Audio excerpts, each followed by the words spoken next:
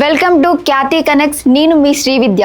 ఆంధ్రప్రదేశ్ మాజీ CM Jagan regular గా హైదరాబాద్ కి రానున్నారా? బెంగళూరు వద్దని మాజీ సీఎం వైఎస్ జగన్ కు ఎవరైనా ఏమైనా సూచనలు చేశారా? అందుకే హైదరాబాద్ నుంచి తన రాజకీయ వ్యూహాలను రచించనున్నారా?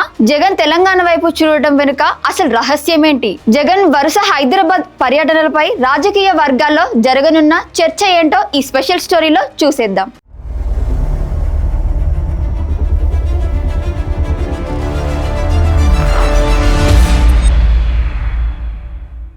ఆంధ్రప్రదేశ్ మాజీ సీఎం వైఎస్ జగన్ ఇటీవల వరుసగా హైదరాబాద్ పర్యటనలు చేస్తున్నారు. సిబిఐ కేసుల విచారణ నేపథ్యంలో నాంపల్లి కోర్టుకు రావడం, అటెండ్ అయ్యి వెళ్లడం ఒక ఎత్తు అయితే, హైదరాబాద్లోనే మకాం వేస్తారనే వైఎస్ఆర్సీపీ వర్గాల్లో ఇన్సైడ్ టాక్.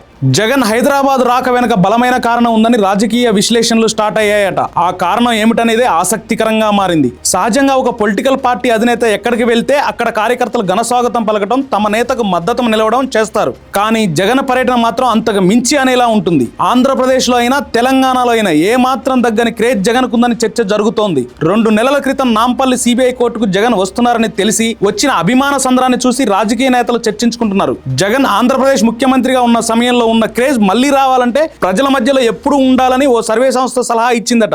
జగన్ ఎక్కడ పర్యటించినా కూడా చుట్టూ జనాలు ఉండే విధంగా చూసుకోవడం ద్వారా సోషల్ మీడియా దృష్టంతా జగన్ వైపే వెళ్తుందని ఆ సర్వే సంస్థ సూచించిందట. మరోవైపు కూటమి సర్కార్ జగన్ పర్యటన సమయంలో భారీగా కార్యకర్తల అభిమానులు తరలి రావడాన్ని శాంతి భద్రతల ఇష్యూగా పరిగణించి ఆంక్షలు విధించడం, తద్వారా జగన్ కి కొంత మైలేజ్ తగ్గే అవకాశం ఉందని ఆ సర్వే ఏజెన్సీ చెప్పినట్లు సమాచారం. జగన్ పర్యటనలను కూటమి సర్కార్ రచ్చరచ్చ చేయాలని చూస్తోంది. పల్నాడు ప్రాంతంలో జగన్ వెహికల్ ఒకరి మీదకి ఎక్కినట్లు టీడీపీ సోషల్ మీడియాలో హడావుడి చేశారు. ఆ తర్వాత సంగతి ఊసే ఎత్తడం లేదు. ఎందుకు అంటే సమాధానమే లేదు.